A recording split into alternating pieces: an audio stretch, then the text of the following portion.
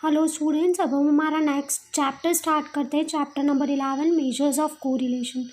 सबसे पहले इंट्रोडक्शन देखते हैं। तो अर्लियर चैप्टर में हमने ये स्टडी किया कि स्टैटिस्टिकल प्रॉब्लम, मतलब अर्लियर चैप्टर में हमने स्टडी की स्टैटिस्टिकल प्रॉब्लम और distribution relating to one variable.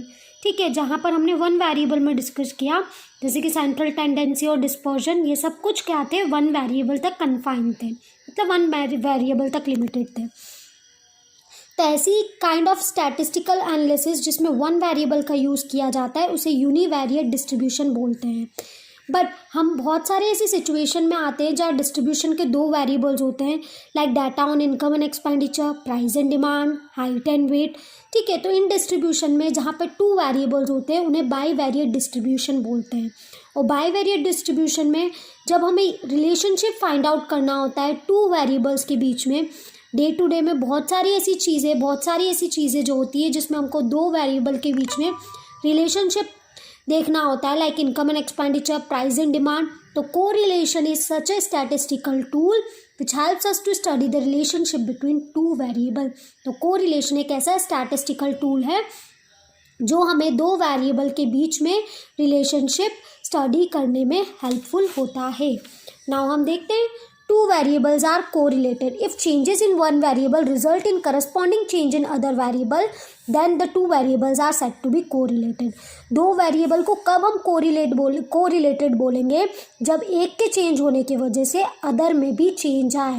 एक वेरिएबल के चेंज होने की वजह से अगर अदर वेरिएबल में भी चेंजेस आते हैं तो वो हो गया कोरिलेटेड।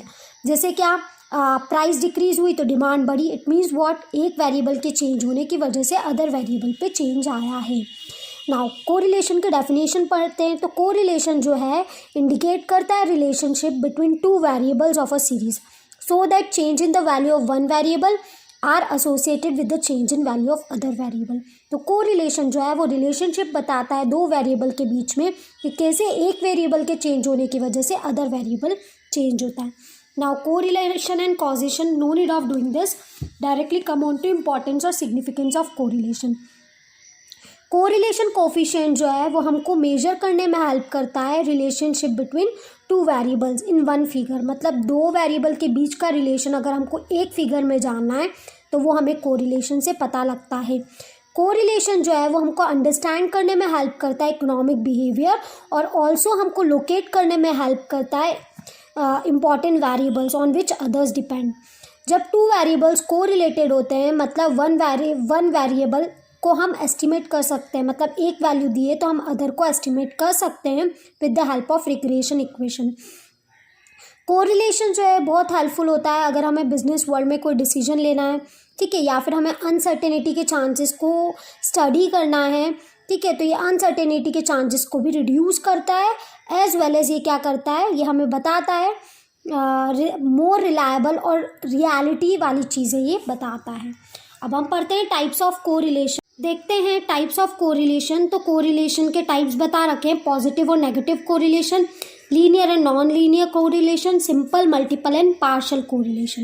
राइट, इसको हम डिटेल में अगले पेज पे पढ़ते हैं कि ये सारे कोरिलेशन होते क्या हैं। सबसे पहले पॉजिटिव कोरिलेशन।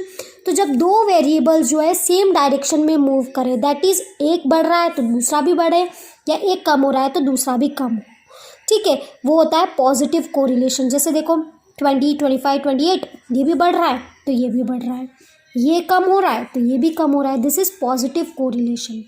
नेक्स्ट देखते हैं negative correlation. When two variables move in opposite direction. जब दो वेरिएबल अपोजिट डायरेक्शन में मूव करते हैं, दैट इज एक इंक्रीज हो रहा है तो अदर डिक्रीज होगा, या एक डिक्रीज हो रहा है तो अदर इंक्रीज होगा। Like price and demand, like देखो 10, 12 ये बढ़ रहा है तो ये कम हो रहा है, ये कम हो रहा है तो ये बढ़ रहा है, this is negative correlation. Now linear and non linear पढ़ते हैं। तो linear correlation is said to exist if the amount of change in one variable tends to bear a constant ratio to the amount of change in other variable. Linear मतलब क्या, कि एक change हो रहा है, एक कांस्टेंट वैल्यू से change हो रहा है, तो अदर वाला जो वेरिएबल है वो भी किसी कांस्टेंट वैल्यू से ही चेंज हो रहा है। तो 10, 20, 30 मतलब 10, 10 का डिफरेंस है, 5, 10, 15, 20 मतलब 5, 5 का डिफरेंस है। This is linear correlation. जो क्या हो रहा है, कांस्टेंट रेशियो से ये लोग बढ़ रहे हैं। लाइक ये कांस्टेंट रेशियो क्या है इनका, 2:1। ना उसका ग्राफ कैसा होता है देखो, क्योंकि कांस्टेंट रेशियो से बन रहे लीनियर कोरिलेशन जो होता है वो सिंगल स्ट्रेट लाइन होती है। नॉन लीनियर देखते हैं हम, तो नॉन लीनियर कोरिलेशन में क्या होता है, एक वेरिएबल का चेंज होना अदर वेरिएबल जो है उससे कांस्टेंट चेंज नहीं होता, ठीक है। When we double the use of fertilizer, the production of rice would not necessarily double. Like अगर हम फर्टिलाइज़र का प्रोडक्शन डबल कर देंगे तो ज़रूरी नहीं है कि प्रोडक्शन भी डबल हो। जैसे 10, 20, 30 ये तो पर्टिकुलर उसमें इंटरवल में बढ़ रहा है, 5, 7, फिर 12, फिर 20, ये पर्टिकुलर वैल्यूज़ में नहीं बढ़ रहा है, तो ये हो गया नॉन लीनियर कोरिलेशन। ये कैसा होता है, इस टाइप से होता है, मतलब एक सिंगल स्ट्रेट लाइन नहीं होती। नेक्स्ट देखते हैं हम simple, multiple and partial correlation. तो सिंपल कोरिलेशन मतलब क्या, when two variables are studied it is a problem of simple correlation. जब हम टू वेरिएबल्स को स्टडी करते हैं तो वो हो गया सिंपल कोरिलेशन, ठीक है। मल्टीपल कोरिलेशन जब हम रिलेशनशिप देखते हैं 3 और मोर देन 3 वेरिएबल्स, जब 3 या 3 से ज़्यादा वेरिएबल के बीच में हम स्टडी करते हैं तो वो हो गया मल्टीपल कोरिलेशन।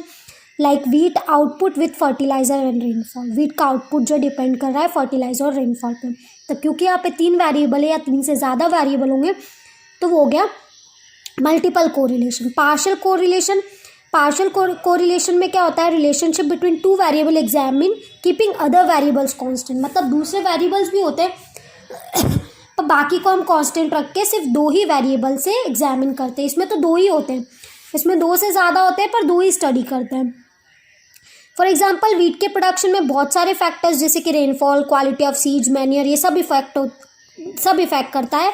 बट अगर हमें प्रोडक्शन ऑफ वीट और क्वालिटी उसकी निकालनी है तो हम सिर्फ क्या कर रहे हैं, सिर्फ प्रोडक्शन ऑफ वीट और क्वालिटी को ही ले रहे हैं, मतलब कि रेनफॉल, मैन्योर ये सब कांस्टेंट रख रहे हैं, मतलब क्या, this correlation is partial correlation.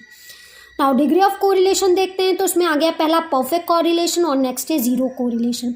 Perfect correlation मतलब क्या, जब रिलेशनशिप 2 वेरिएबल में इस तरीके से निकालें कि दोनों वेरिएबल जो है इंक्रीज और डिक्रीज सेम प्रपोर्शन में हो, मतलब दोनों वेरिएबल इंक्रीज हो रहे हैं तो सेम प्रपोर्शन में हो, डिक्रीज हो रहे हैं तो सेम प्रपोर्शन में हो, ठीक है।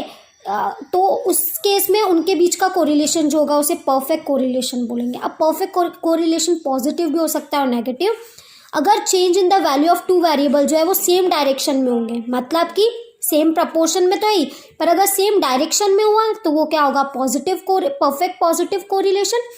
और अगर उनका जो प्रपोर्शनेट चेंज है वो रिवर्स डायरेक्शन में हुआ तो वो क्या हो जाएगा, perfect negative correlation which is described as -1। Now zero correlation देखते हैं, तो when there is no relationship between 2 variables we can say that there is a zero correlation. जब किसी 2 वेरिएबल में कोई भी रिलेशनशिप ना हो तो उसे हम जीरो कोरिलेशन बोलते हैं, right.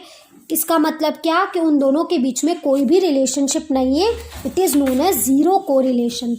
Now limited degree of correlation we will discuss in the next lecture. Okay, bye.